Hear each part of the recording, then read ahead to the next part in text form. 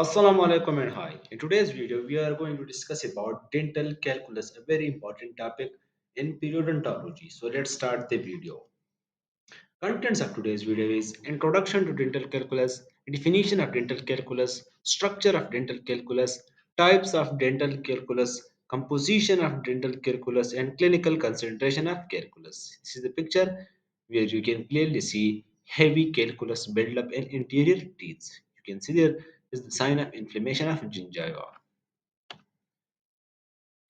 Introduction. Dental calculus, also known as tartar or dental calculus, is a hard mineralized deposit that forms on the teeth when dental plaque is not adequately removed through oral hygiene. Parictus dental calculus forms when plaque, a soft sticky film of bacteria, saliva, protein, and food debris remain on the tooth surface and mineralize over time. Minerals such as calcium and phosphate form saliva deposit onto the plaque, gradually hardening it into calculus. देखो calculus क्या है? Calculus हमारे पास basically एक mineralise plog है। हमारे पास plog buildup हुआ। Plog buildup किस तरह हुआ? प्लाग पर सेपरेट एक 30 मिनट्स की वीडियो प्लेलिस्ट में मौजूद है, वहां पर आप वॉच कर ले। जब प्लाग इनिशियल एडिशन होता है, फिर उसके बाद मिनरलाइजेशन होती है। जब प्लाक मिनरलाइज होता है तो उस मिनरलाइज प्लाक को हम डेंटल कैलकुलस कहते हैं। So it is very basic definition of dental calculus, and you should be aware that calculus is nothing new but it is the calcified or mineralized plaque। आप यहाँ पर देख ले, ये हमारे पास इंटीरियर टीथ है। पहले यहाँ पर पेरिकल फॉर्मेशन हुआ होगा, फिर उसके बाद प्लॉक बिल्डअप होगा, फिर उसके बाद मिनरल्स जो, क्योंकि हमारे पास माउथ में आप सलाइवा ही को देख लिया, वहाँ पर मुख्तलिफ इलेक्ट्रोलाइट्स है, मुख्तलिफ मिनरल्स है। हम जब फूड कंज्यूम करते हैं तो हमारे फूड में भी थाउजेंड्स ऑफ मिनरल्स होते हैं। तो जब ये मिनरल्स प्लग को ऑब्जर्व करते हैं तो वहां पर जाकर स्टिक कर जाते हैं। तो ये हमारे पास क्या बनाएगा? कैलकुलस बनाएगा। Remember that calculus is one of the most important retentive factor in the case of plaque. देखो प्लाक, हाँ, इसके नीचे प्लाक है, तो जब हम यहाँ पर ओरल हाइजीन एड्स करेंगे, ब्रशिंग करेंगे, रिंजिंग करेंगे, माउथ वॉशेस यूज करेंगे जो कि कन्वेंशनल है, स्पेसिफिक माउथ वॉशेस फिर इसको रिमूव कर सकते हैं, लेकिन ये कन्वेंशनल और नॉर्मल एजेंट से रिमूव नहीं हो सकता। तो ये प्लाक को एक रेजिस्टेंस फॉर्म में कन्वर्ट करता है। तो कैलकुलस बहुत ही डेंजरस है पेरियोडोंटाइटिस और जिंजिवाइटिस के केस में। अच्छा, अगेन आप देख ले, ये हमारे पास क्या है? कैलकुलस है जो कि ऑलमोस्ट जिंजाइवल सल्कस में है। देखो यहाँ पर इस पिक्चर में आप बहुत से चीजें ऑब्जर्व कर सकते हैं। यहाँ पर हमारे पास जो इंटरडेंटल पेपिला था वो भी रिसीड हुआ है। अगर आप जिंजाइवा के कलर को देखो तो वो बहुत ही इरिथमेटस है, मींस कि ये जो कैलकुलस है ये कॉम्प्लिकेशन काज कर रहा है, जिंजिवाइटिस काज कर रहा है। अब ये हम रेडियोग्राफ पर फाइंड करेंगे कि आया ये जिंजिवाइटिस है या पेरियोडोंटाइटिस है। अगर बोन लॉस हो और अटैचमेंट लॉस हो तो यह फिर क्या हो जाएगा? periodontitis हो जाएगा। तो calculus can lead to gingivitis as well as periodontitis। अच्छा, definition अगेन आप देख ले, dental calculus is an adherent calcified or calcifying, it may be calcified or still calcifying mass that forms on the surface of a teeth and dental appliances। very basic definition। अच्छा, इस तरह हमने plaque में पढ़ा था सुप्राजिंजाइवल plaque and सबजिंजाइवल plaque. यहाँ पर भी सुप्राजिंजाइवल कैलकुलस है एंड सबजिंजाइवल कैलकुलस है, लेकिन ये आपने याद रखना है। देखो सुप्राजिंजाइवल कैलकुलस क्या है? It is tightly adherent calcified deposit that form on the clinical crown of the teeth above the free gingival margins. Hence, it is clinically visible, very important, and it is also called salivary calculus because it forms from saliva. Very important. Remember that supragingival calculus is also called salivary calculus. Why? Because as we said that calculus हमारे पास एक mineralise plaque है, तो अगर वो minerals saliva ने provide किए तो वो सुप्राजिंजाइवल कैलकुलस हो जाएगा। तो सुप्राजिंजाइवल कैलकुलस को सिलाइवरी कैलकुलस भी कहते हैं। अच्छा, सुप्राजिंजाइवल कैलकुलस को फर्दर कंटिन्यू करते हुए, the deposit of supragingival calculus are usually whitish yellow in color and can get stained by tobacco or food pigments because consistency is hard and clay-like। Remember that supragingival calculus is white but clinical हम इसको yellow देखते हैं क्योंकि यहाँ पर वहाँ पर staining हो जाती है। Since they derive their mineral salt from salivary secretion, they are most abundant on lingual surface of floor interior teeth. Remember that. Opposite to Wharton's ducts and Bartholin ducts and buccal aspect of maxillary molar, opposite to Stinson duct. तो यहाँ पर आपसे MCQs में या scenarios में या एसीक्यूज में एक सिनारियो बनाई होगी कि हमारे पास कैलकुलस डिपॉजिट हुए हैं close to any of these three ducts. देखो स्टिनसन डक्ट्स क्या है? स्टिनसन डक्ट्स हमारे पास पेरोटिड ग्लैंड्स की डक्ट है जो कि थर्ड मोलर सेकंड मोलर साथ हमारे पास उसकी ओपनिंग है। इस तरह बार्थोलिन डक्ट्स लिंगुअल ग्लैंड की है, वाल्टन डक्ट्स हमारे पास सबमैंडिबुलर ग्लैंड की है, सबलिंगुअल एंड सबमैंडिबुलर। तो जहाँ पर डक्ट की ओपनिंग है वहाँ पर इसकी डिपॉजिट ज़्यादा होगी। तो अगर आप ये क्लिनिकली फाइंड करना चाहता है कि सुप्राजिंजाइवल कैलकुलस है या सबजिंजाइवल कैलकुलस है, तो फर्स्ट तो सुप्राजिंजाइवल विजिबली होगा और दूसरा वो जहाँ पर सिलाइवरी ओपनिंग है, आउटलेट है, वहाँ पर इसकी कम्युनिकेशन ज़्यादा होगी। आप देख लें सुप्राजिंजाइवल कैलकुलस है, एक बाउजिंजाइवल लाइन है, क्लिनिकली विजिबल है, पर आप अब देख सकते हैं ये सुप्राजिंजाइवल कैलकुलस है, ये सिलाइवरी कैलकुलस है, ये मोस्ट कॉमनली सिलाइवरी आउटलेट के पास होगा। अच्छा, subgingival calculus. It is the calcified deposit that is formed on the root surface below the pregingival margins. Obviously है कि ये visible नहीं होगा. It is believed to be formed from gingival exudate and hence is called ceremal flux or ceremal flux calculus. देखो हमने mechanism of defence of gingiva में GCF का mechanism पढ़ा था, जिंजाइवल क्रोविकुलर फ्लूइड। तो जो हमारे पास सब जिंजाइवल कैलकुलस है ये असल में जीएसएफ से बनता है। जीएसएफ में हमने सेलुलर कंपोनेंट पढ़ा था, एपिथेलियल कंपोनेंट पढ़ा था, मिनरल्स पढ़े थे, इलेक्ट्रोलाइट्स पढ़े थे, एंजाइम पढ़े थे। तो इलेक्ट्रोलाइट्स और जो मिनरल्स है वो यहाँ पर क्या बनेंगे बनाएंगे सब जिंजाइवल कैलकुलस बनाएंगे। तो आपने याद रखना है कि subgingival calculus also called serumal calculus, क्योंकि सीरम से जीसीएफ क्या है? एक अल्ट्रा फिल्ट्रेट हमारे पास सीरम है। तो जीसीएफ से जो बनता है वो क्या है? Subgingival calculus. Subgingival calculus is usually dark brown. वो हमारे पास supragingival calculus whitish in colour था और greenish black in colour, and the deposits are firmly attached to tooth surface since they are hard and firm it cannot be removed easily। देखो जिस तरह हमारे पास सब जिंजर प्लग मोर notorious था, इस तरह सब जिंजर कैलकुलस भी मोर नोटोरियस है, क्योंकि बेसिक रीजन ये है कि ये ओरल हाइजीन के लिए एक्सेसिबल नहीं है। दूसरा ये हमारे पास ये जो वाइटल स्ट्रक्चर्स है जस्ट लाइक पेरिडोन्टल लिगामेंट्स हो गए, सेमेंटम हुआ, बोन हुआ, उसको भी ये क्लोज है। तो इसलिए दूसरा ये कि हम क्लिनिकली हमारे लिए विजिबल नहीं होता। अगर सब जिंजर सुपर जिंजर कैलकुलस से तो हम इजीली रिमूव कर सकते हैं क्योंकि वो क्लिनिकली विजिबल हो जाएगा। सब जिंजर कैलकुलस तब हम ऑब्जर्व करते हैं जब वो सीवियर कॉम्प्लिकेशन काज करता है, क्योंकि यूजुअली ये पेनलेस ही होता है इनिशियल स्टेजेस में। अच्छा, सुप्राजिंजर कैलकुलस और सबजिंजर कैलकुलस में एक शॉर्ट कंपैरिजन है। देखो सुप्राजिंजर कैलकुलस क्या है? कोरोनल जिंजाइवल मार्जिन्स, ये हमने नाम सुप्रा मींस तो ऑब्वियस है कि कोरोनल होगा, सब means below means apical portion पे होगा, crest of the margin of gingiva. White और व्हाइटिश येलो, अच्छा डार्क ब्राउन और greenish black in colour, hard, clay-like, hard and dense, flint-like, saliva mineralization, serum exudate, GCF furnish and finishes and minerals। अच्छा, composition और composition in दोनों का different है, क्योंकि यहाँ पर अब हम पढ़ेंगे कि जो क्रिस्टल्स है वो दोनों में डिफरेंट है। देख ले आप, हमारे पास जो कंपोजिशन है सुप्राजिंजल कैलकुलस की वो consist of inorganic 70 to 90% and organic 20 to 30%।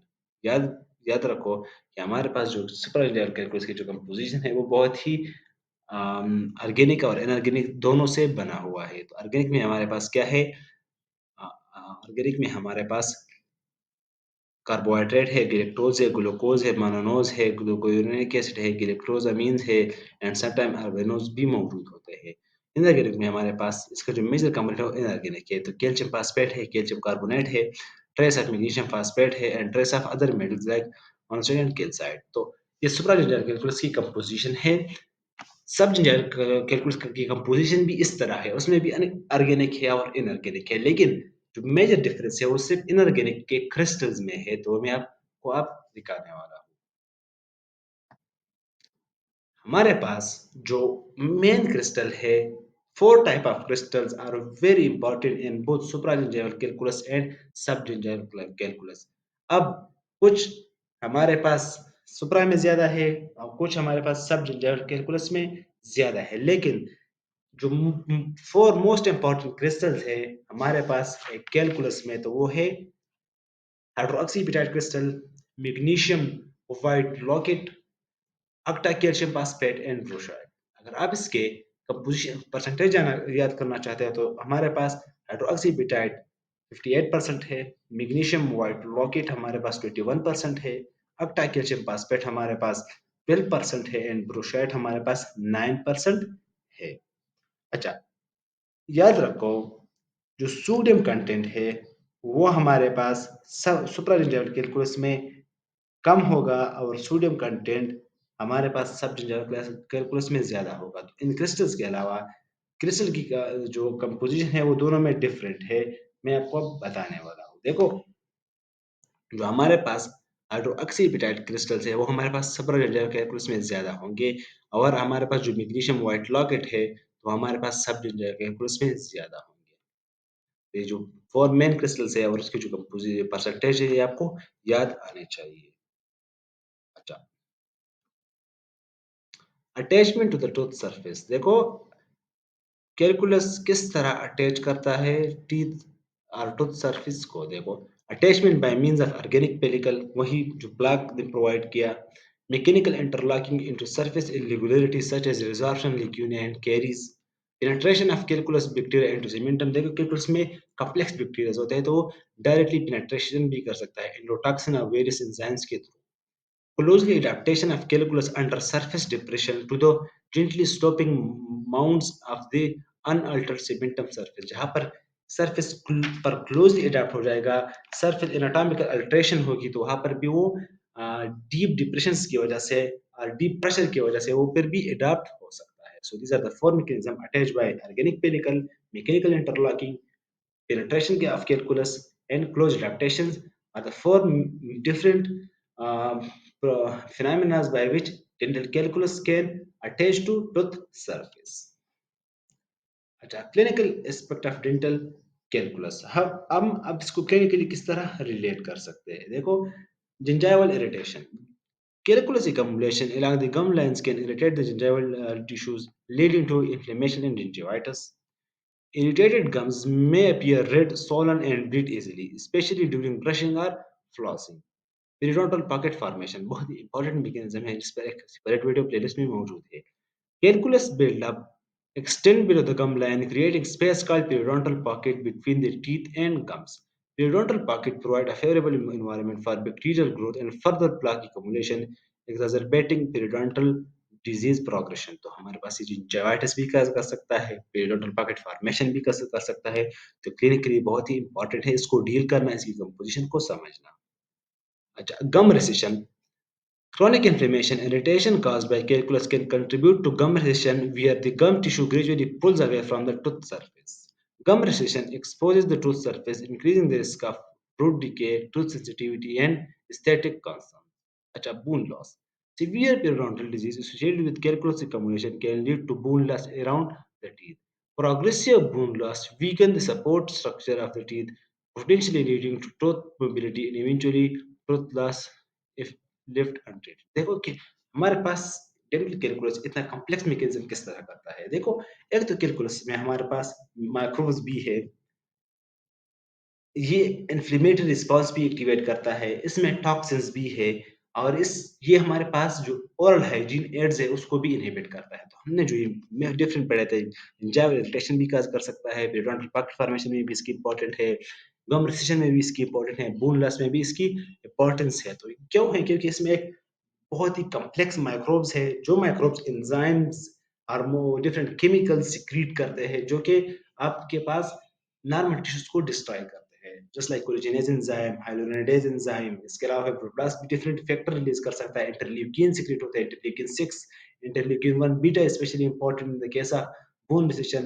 It also secrete MMPs, MMPs which is cause bone loss.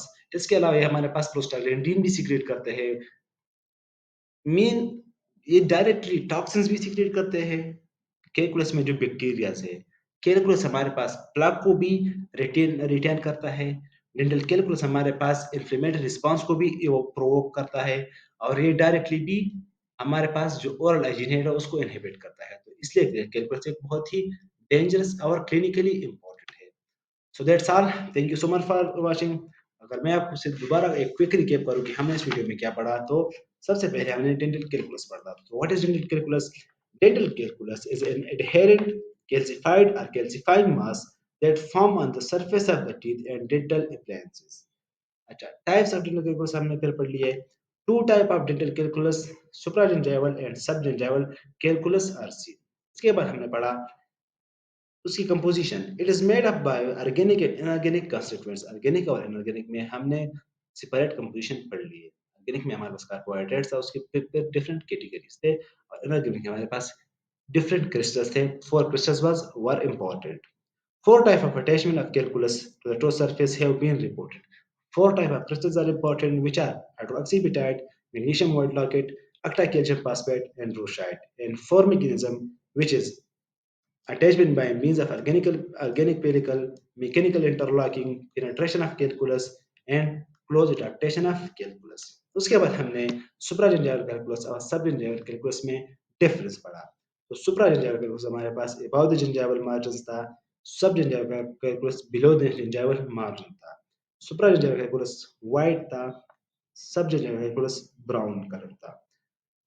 Source जो हमारे पास सुप्राजिंजाइवल कैलकुलस की थी वो सिलाइवरी सिक्रीशन था। Subgingival calculus gingival exudate mean GCF से बनता है। Composition more brochite and octacalcium phosphate and less magnesium white locket in the case of supragingival calculus। और हमारे पास जो सबजिंजाइवल कैलकुलस था उसमें ब्रोशाइट एंड octacalcium ज्यादा होता है, कम होता है, और मोर मैग्नीशियम व्हाइट लॉकेट होता है। तो magnesium whitlockite content is less in supragingival calculus, it is more in subgingival calculus. उसके बाद हमने सोडियम कंटेंट भी पढ़ा था, जो कि सुप्राजिंजाइवल कैलकुलस में ज्यादा था और सबजिंजाइवल कैलकुलस में कम था। फॉर्मेशन ऑफ कैलकुलस हमने पढ़ी थी। उसके फिर मुख्तलिफ थ्योरीज थे जो कि इस वीडियो में मैंने नहीं पढ़े। अगर आपको उस थ्योरीज पर एक सेपरेट वीडियो चाहिए तो मैं आपको वीडियो बना कर पेश कर सकता हूँ। अच्छा, एक इम्पॉर्टेंट कंसेप्ट जो हमने ना पढ़ना था वो था क्लासिफिकेशन एफिनिटी कैलकुलस एजेंट। अब हमने पढ़ लिया क्लिनिकल कोरिलेशन कोरिलेशन में हमने पढ़ लिया कि बहुत ही इंपॉर्टेंट है। तो अब हमारे पास कुछ एंटी कैलकुलस एजेंट्स भी होने चाहिए। तो उसमें हमारे पास फर्स्ट जनरेशन भी है और सेकंड जनरेशन भी है। फर्स्ट जनरेशन में हमारे पास एक है मैट्रिक्स डिसरप्टिंग एजेंट्स, जो कि मैट्रिक्स को डिस्ट्रॉय करते हैं। एक प्लग इनहिबिशन एजेंट है, देन प्लग अटैचमेंट इनहिबिटर्स है, एंड देन डिसोल्यूशन एजेंट्स है। तो ये हमारे पास फर्स्ट जनरेशन है matrix disruption agents just like enzymes, copper sulfate, and sodium percarbonate. So, plaque inhibition agent just like antibiotics and antiseptics. Then plaque attachment inhibitors just like silicons, and then dissolution agent just like acid and sodium resinolate। अच्छा, इसके बाद हमारा second generation जो anti calculus agent है वो inhibitor of crystal growth है, just like vitamin C, pyrophosphatases, zinc salt, calcium lactate, sodium fluoride, copolymer, and so many। So these are the different anti-calculus agent which we can use to remove calculus। That's all. Thank you so much for watching. And if you learned something valuable from this video, please give me a favor, like this video, subscribe this channel, and stay safe and stay tuned.